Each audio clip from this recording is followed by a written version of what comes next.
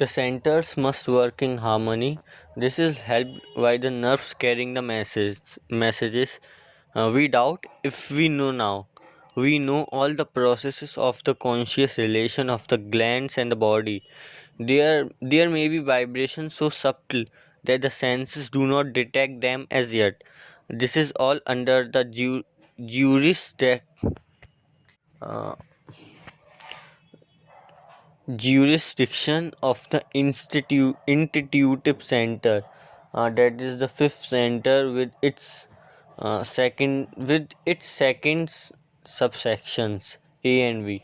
The four centers, along with the interplay of their qualities simultaneously yet at different levels, transform all coded impulses into decoded thoughts.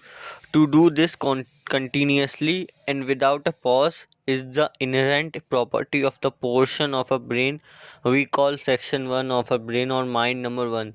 These four feeling centers have their decoded seat in the body and their decoded seats in the gray matter brain we call section 1 or mind number 1.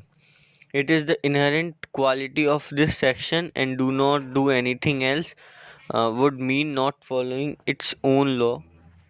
The non-stop picture forming and inherent quality of this portion of the brain presupposes that it is unnatural not to form pictures every moment during the whole of a life. If it does not to do so, there is some deformity in this brain section. It is therefore its inherent quality never to give attention to the even the finest, noblest picture for more than a fraction of second. Therefore, concentration, meditation, or even continued serious thinking is seldom possible with this brain. It is privilege of this part of the brain to form several pictures a second, and that non-stop for as long as a person lives. This is done through those four centers, I, E, S, and M. The intuitive center has its higher duties to perform, and it's put in charge of the brain section 2 or mind number 2, the four centers from the conscious life of a man. Not knowing this, many people force section 1 of the brain uh, to make this portion of the brain do the impossible. Our program aims at certain disciplines of both body and our mind, which help us to live world of natural resources from within. It must be noted that when we talk of brain, the whole mass of grey matter is not involved, but only a portion which we call brain number 1 or section 1. The intensity of vibration rises many steps at a time, or shoots up straight, or moves sometimes hardly a fraction of steps. It moves simultaneously in all columns as impulses reach all the four centers simultaneously, and so each center is busy decoding the coded impulse received. These are a few of the qualities belonging to each center. The plus and minus intensities are shown parallel or intertwined. Intensities not only rises and falls vertical in each center, but from center to center it goes to other centers. If we could be given divine sight or electronic vision, we could see the play of the intensities or the play of qualities of the centers as boiling liquids of different colors rising and mixing and separating and remixing. This play of qualities or the movement of intensities leaving a person so exhausted that in spite of all physical rest a person feels extremely tired, and even tonics do not help. Each coded impulse and decoded thought create a pattern. Thousands of such patterns circulates every day in between the centers. There are certain repetitions of patterns. Those that repeat a sufficient number of times impose their resultant intensities on the blood cells. The blood cells in turn therefore develop certain deformities within their inner structure. These deformities leads to various types of maladies and diseases. From this, we realize that by corrective methods, by eating and three-step rhythmic breathing, we more easily correct the deformities than by any other method known. And here we can even work in conjunction with other known method. Section 2 of the brain remains in an half form stage in the case of all humanity except for few individuals, unless the brain 1 works rhythmically in all centers and proper rhythmic intensity is not imposed, the brain 2 does not begin to develop fully. The half form brain 2 carries on the activities of the intuitive center.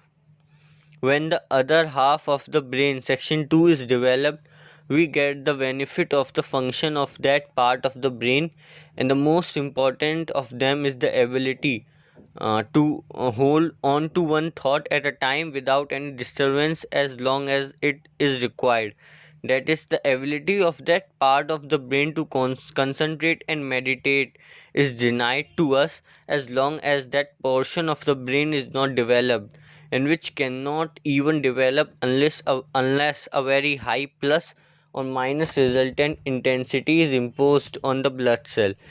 In ignorance, therefore, we force brain number 1 to do the work which only the other half of the brain number 2 is capable. It is the same story with resolutions, penitence, willpower, concentration, jap, prayers, and the like. Brain section 1 will go on forming pictures and not at all concentrate with the subjects of our serious thinking, for it has to form many pictures per second out of all the impulses received. Even if you feel like doing some serious thinking, it is obstructive. Go to the right office and inquire, says brain section 1 to us. I cannot serve you exclusively and keep out of hundreds of thousands of the impulses that reach our office. Only in the deep sleep thus brain 1 reduced by 95% of the picture forming rate. In the soundest sleep, 5% picture forming continues. It may or may not be remembered on waking up. What we call such activity dream. Sometimes that is transmitted unconsciously to brain 2, and in that case we get unconsciously the concentration or meditation done on that subject. The answer or proper reply in such cases is what we call prophetic dreams. This closing of brain section 1 and passing on to the brain section 2, a particular thought can sometimes be done subconsciously. When one can do so consciously, it is called yoga. This gives a person the added dimension of brain number 2, which is capable of functioning on the cellular molecular planes. Wonderful knowledge is gained, not ever possible to brain section 1 by its method of cumulative knowledge.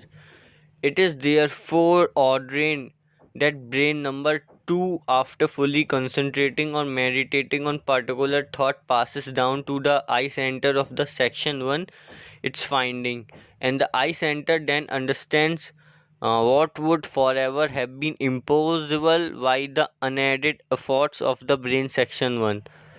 When a man attains to pure reason, he renounces in this world the result of good and evil alike.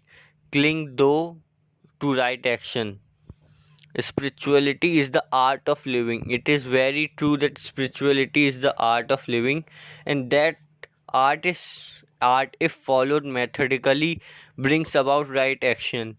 Brain 2 is pure reason. Mind or section 4 of the brain is pure intelligence, and uncorrupted superconsciousness or the Atman. Further, we can quote the sages guided by pure intelligence renounce the fruit of action. When thy reason has crossed the entanglement of illusions, then thou shalt become indifferent both to philosophies that thou hast heard and to those thou mayest yet hear. when brain or mind two functions and when the CCS is crossed over. We need no books, no philosophies, for our own wonderful mind gives us all the knowledge that is essential. Similarly, we have section 3 and section 4 of the brain, but as long as section 2 is not performed completely and function satisfactorily, the brain section 3 and 4 cannot function. We all know that fourth of our entire cell population is formed of sex cell. The colossal out of proportion population is therefore unwisely wasted by normal person either mentally or physically. Actually, nature and God's prudent laws expect of man that he would be he would be judicial use of these very vital sex cells, develop them further, and by rhythmic breathing and correct methods promote and transfer them to become the higher brain. Section 2b 3 and 4. When this happens, mind will begin to function and concentration as well as meditation becomes possible. Then by proper process, section 1 through its eye center would be able to pass on the brain section 2 certain problems which brain 2 will concentrate or meditate on and give the right reply. Because this intercommunication between brain 1 and 2 is only possible through eye center. The eye center is the senior most director amongst the five centers, and the other centers know this. When brain section 3 is formed and is able to function, it will open the great memory of nature, and her vast source of knowledge will be available. When translated through the eye center, it will inform the conscious brain of man about all and everything in interstellar space. When further progress is made and mind number 4 is formed, it will open the invisible world and invisible operation of laws in the galaxies. It will be possible for man to have this unimaginable lofty wisdom which will come pouring through brain section 4 and thought that eye center reach the conscious brain of man. The same insignificant looking creature man which in possession of his brain or mind number 2 3 and 4 is an exact image of his creator. With the formation of section 3 and 4 are also formed the molecular electronic body of man. These are as astral and spiritual replica of his physical body, just as present day man to suit his movements makes use of car, ship or plane or submarine. In the same manner, God and nature have provided man with cellular and molecular electronic vehicles of the mind to enable him to function freely as desired in the three bodies. The universal mind, the absolute, and such other terms have absolutely no meaning without man's conscious progress, informing the section 2, 3, and 4 of his mind, and thus also forming complete cellular, molecular and electronic bodies. Some call these cellular, molecular and electronic bodies astral, mental and causal bodies.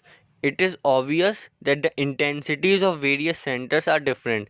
Man in his present stage of evolution has intensities in the ratio of 2 is to 4 is to 8 is to 2 for the I, E, S and M centers.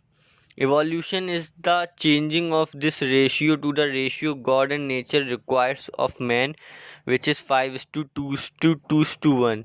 Man must then transubstantiate his sex cell to form section 2, 3 and 4 of the brain, which then deserves to be called the mind in its proper sense. Some persons live exclusively in a particular center. Most people live in different centers exclusively at different times, and all people live simultaneously in many. Man, as his ratio today for the center is 2 is to 4 is to 8 is to 2, finds that Whenever he dwells in the I center exclusively, the 24 hours seems 30. That living in the M center, he feels 24 as 20. That dwelling exclusively in the E center, he feels 24 hours as 12 hours. And that exclusively dwelling in the S center, he feels the 24 hours as 6 hours. Whenever a person is engaged in pattern belonging to faster or higher resultant intensity centers, he finds time flying fast. When the balance stage is reached due to the rhythm of life, 24 hours seems 24 hours as the ratio is 5 is to 2 is to 2 is to 1 in all the centers. Let us recount the incident of the person in an office reading a letter, seeing from the corner of his eye the secretary arranging her skirt, and he has had a heavy lunch, and the letter conveys some good news of brighter business. The impulse from the female secretary reach the S center. The heavy lunch slows the M center by sending impulses to that effect. The latter and the news send impulses of profits and planning accordingly to the I and E centers. E-center receives impulses from all over three. Um, the latter, lunch and secretary. Like boiling water, the intensities rise and fall in all centers. Each time, the impulses of business, sex, and laziness overpower or are dominant by turns, and the intensities fly from one center to other. Imagine such chaotic messages flying through the telegraph. The effect of this chaotic stage is physical, emotional, mental, and sexual exhaustion. Exhaustion. Take this thought for serious thinking. Why must I study this book?